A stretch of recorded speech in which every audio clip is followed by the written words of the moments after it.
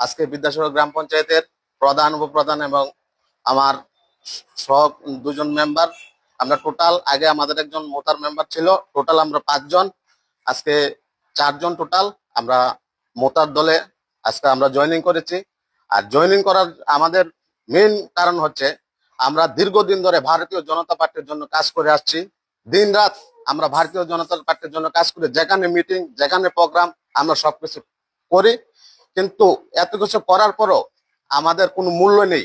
আমরা আমাদের যে অধিকার দিয়েছে প্রধান, উপপ্রধান, আমাদের মেম্বারদের, আমরা আমাদের নিজের মর্জি মতে আমরা কোনো কাজ করতে পারি না। এখানে থার্ড পার্সন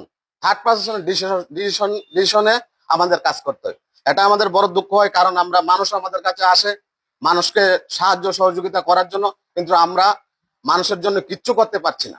তাই আমরা চিন্তা করলাম, যেহেতু এখানে আমাদের তীব্রমতা দল ভিতরে এবং সমতলে যেভাবে মানুষের উন্নয়নের জন্য কাজ করছে, তাই আমরা চাচ্ছি যে আমরা এই দলে সামিল হয়ে আমরা যেন মানুষের জন্য কাজ করতে পারি। এটাই আমাদের শেষ কথা।